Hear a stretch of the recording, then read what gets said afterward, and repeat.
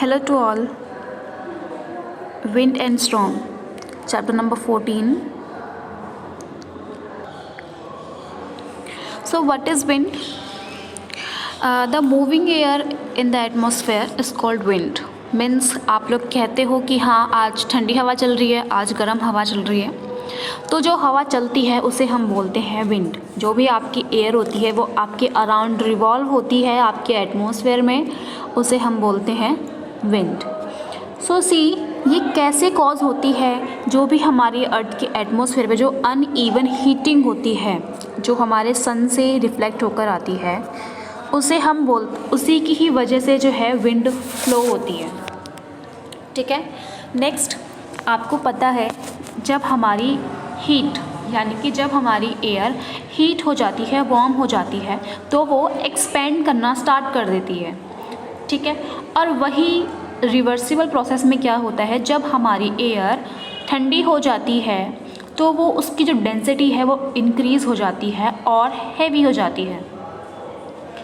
जब हमने previous chapter में डिस्कस किया था तो उसमें हमने यही डिस्कस किया था कि जब आपकी वाटर साइकिल जब एक्टिवेट होती है, जब सन की रेज़ आपके सीज और ओशन पर पेनिट्रेट करती है, तो जो आपका जो वाटर होता है वो इवेपोरेट होना स्टार्ट हो जाता है। मीन्स आपकी जो भी एयर होती है वो लाइट होना स्टार्ट हो जाती है, इसलिए वो ऊपर की तरफ राइज़ करती है। और वही जब आपके एटमॉस्फेयर का जो लेवल होता है वो वहाँ का कम होता है, उसी वजह से वही एयर क्या होती है, कंप्रेस्ड होना स्टार्ट हो जाती है, मीन्स हैवी हो जाती है। सो ये टोटल डिपेंड किस पे करता है, ये डिपेंड आपका करता है हमारी अर्थ के क्लाइमेट और अर्थ के एटमॉस्फेयर पर। सो नेक्स्ट अगर मैं बात करती हूँ मॉनसून, तो मॉनसून की जो विंड्स होती है वो कैसे अकर होती है, ये सीजनल होती है। और जब मॉनसून अकर होता है तो जो भी विंड फ्लो होती है वो साउथ से वेस्ट के डायरेक्शन में ब्लो करती है समर्स में, और वही उसी का ही वाइस वर्सा मीन्स विंटर्स में क्या होता है, नॉर्थ से ईस्ट की तरफ विंड ब्लो करती है। ठीक है। सो कॉन्सिक्वेंटली क्या होता है, जो हमारी जो लैंड की जो एयर होती है अकॉर्डिंग टू द आपकी जो रिवर्स की या फिर पॉन्ड्स की या ओशंस की जो एयर होती है, उसके अकॉर्डिंग जो लैंड की एयर जो होती है वो आपकी लाइट इन वेट होती है। क्यों? क्योंकि लैंड तो आपकी वार्म होती है और जो भी आपका वाटरी सरफेस होता है उसकी जो एयर होती है वो हैवी होती है लैंड के अकॉर्डिंग। सो ये डिपेंड किस पे करता है, ये डिपेंड करता है हमारे सिमिलरली वही अर्थ के सरफेस यानी कि उसके क्लाइमेट पर। सो नेक्स्ट हम पढ़ते हैं एयर प्रेशर। एयर प्रेशर पढ़ने से पहले हम ये डिस्कस करते हैं कि what is pressure. So pressure जो है आपको क्लास में मैंने डिस्कस किया था, pressure is directly proportional to the force. Means अगर प्रेशर इंक्रीज़ करेगा तो फोर्स भी इंक्रीज़ होगी, और अगर मैं प्रेशर को देखती हूँ इन्वर्सली प्रोपोर्शनल टू, अगर मैं फॉर्मूला देखूँ आपका प्रेशर का, तो प्रेशर का फॉर्मूला लाइज करता है pressure is equal to force upon area. It means pressure is equal and inversely proportional to area.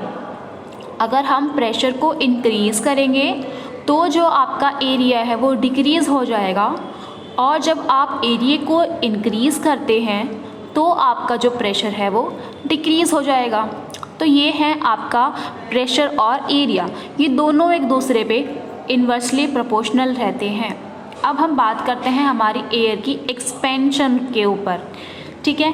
Air को आपने देखा होगा, अगर वार्म होगी तो एक्सपेंड होगी, कोल्ड होगी तो कॉन्ट्रैक्ट करेगी। सो ये आपस में एक दूसरे से रिलेट कनेक्ट होते हैं, इसी को ही हम बोलते हैं physical quantity of air pressure. और जो एयर है वो आपके एटमॉस्फेयर पे क्या करती है, एक ट्रिमेंडरस यानी कि एक्सर्ट फोर्स लगाती है एक बहुत ही ह्यूज अमाउंट में प्रेशर प्रेसिंग, और जो जितना भी आपकी जो चीज़ें होती है आपकी एटमॉस्फेयर में एवरीथिंग, वो क्या होती है उसको फोर्सफुली अपनी तरफ या दूसरी तरफ पुश करती है। ठीक है। इसका एग्जांपल लाइक अगर आपके पास बहुत तेज़ आपका स्टॉर्म आ रहा है या बहुत तेज़ आपकी विंड ब्लो हो रही है, वहाँ पर मैंने क्या करा, एक जिसका एरिया कम है, जिसका एरिया यानी कि मैंने एक पतले से इंसान को खड़ा कर दिया और दूसरी तरफ एक मोटा सा इंसान खड़ा है। तो जो मोटा इंसान खड़ा है उसका एरिया ज़्यादा है, जो इंसान पतला है उसका एरिया कम है। तो आपको बताया था मैंने, जहाँ पर आपका प्रेशर ज़्यादा होगा वहाँ आपका एरिया क्या होगा, कम होगा। तो सिमिलरली जो विंड ब्लो जो फास्ट एक्टिविटी दिखाएगी वो किस पे दिखाएगी, उस पतले वाले इंसान पर दिखाएगी और वो अपनी जगह से हिल जाएगा। ठीक है, अब नेक्स्ट हम बात करते हैं टेम्परेचर इफेक्ट्स एयर प्रेशर, कि जो टेम्परेचर है वो हमारे एयर प्रेशर को कैसे इफेक्ट करता है। ठीक है, आपको पता है जो एयर प्रेशर है वो टोटली हमारे टेम्परेचर पर भी डिपेंड करता है। बट हाउ, नाउ सी, अगर एक प्लेस है, उस प्लेस पर है आपका अगर लो टेम्परेचर है, अगर हम बात करते हैं हमारे उत्तराखंड साइड की, तो वहाँ का जो टेम्परेचर है वो कैसा है, लो है, इसलिए वहाँ पर ठंड ज़्यादा पड़ती है। तो वहाँ पर जो है हायर प्रेशर आपका लगेगा then at a place higher temperature.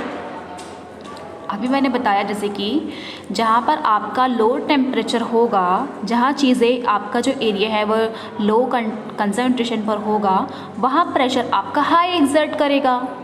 और जहाँ पर आपका जो एरिया है अगर हायर टेम्परेचर पर राइज करता है, यानी कि अगर जैसे कि मैं बात करती हूँ हमारे साउथ एरिया की, लाइक मुंबई वगैरह की, तो यहाँ पर क्या होता है, यहाँ पर है वार्मनेस होती है। तो यहाँ जो आपका प्रेशर लगेगा वो प्रेशर आपका लगेगा लो प्रेशर लगेगा। ठीक है, क्योंकि आपकी जो हीट होती है वो इजीली एक्सपेंड कर जाती है, तो उसको ज़रूरत तो है ही नहीं प्रेशर की। ठीक है, तो वही एक्टिविटी यहाँ पर भी फॉर्म हो रही है। आपकी जो एयर है वो मूव करती है एक एरिया, यानी कि high pressure to lower pressure. ठीक है, इसीलिए क्या होता है, जो हमारी साउथ की जो जितनी भी जो हवा होती है वो लोअर प्रेशर की तरफ बढ़ती जाती है। ठीक है, आपको बताया मैंने, जितनी हमारी जो एयर है वो अगर वार्म होगी तो वो राइज़ करेगी ऊपर की तरफ, और ऊपर की तरफ राइज़ करने पर क्या होगी, वहाँ का एटमॉस्फेयर जो है वो लो कंसंट्रेशन पर होता है और जो एयर है वो कंडेंस्ड हो जाएगी। तो इट मीन्स जो आपका टेम्परेचर है वो आपके प्रेशर पर भी इफ़ेक्ट करता है। नाउ हम बात करते हैं आपकी जो मूविंग एयर है और लिफ्ट। ठीक है, आपकी जो एयर है वो ब्लो करती है हॉरिजॉन्टल डायरेक्शन में। ठीक है, और जो आपका प्रेशर एग्जर्ट करता है वो लोअर प्रेशर पर करता है। ठीक है, where it moves faster then at a place where it slower, so the effect provides a lift. अब देखते हैं कि जो ये लिफ्ट होती है वो कैसे ब्लो अप होती है। नाउ आप ये एक्टिविटी देख रहे हैं, इस एक्टिविटी में क्या है, आपने एक पेपर लिया। ठीक है, उस पेपर की आपने एक पतले से स्ट्रिप को आपने कट अप कर दिया। नेक्स्ट आपने क्या करा, एक दूसरे हैंड से उस स्ट्रिप को होल्ड करा अपने फिंगर से, और आप देखोगे जो स्ट्रिप है अभी तो वो हैंग आउट है, मीन्स अभी तो वो स्ट्रिप जो है वो लटकी हुई है। बट जब आप उस स्ट्रिप के ऊपर से अपनी जो एयर है वो ब्लो करोगे तो जो आपकी जो पेपर है वो क्या करती है, एक हॉरिजॉन्टल डायरेक्शन में क्या करती है, मूव करती है। इट मीन्स आप पहचान लोगे कि आपकी जो एयर है वो हॉरिजॉन्टल डायरेक्शन में मूव कर रही है। नेक्स्ट, तो हमने ये चीज़ देखी यहाँ पर, सेम जो आपके नेक्स्ट जो पैराग्राफ है उसमें भी आपका यही मेंशन है।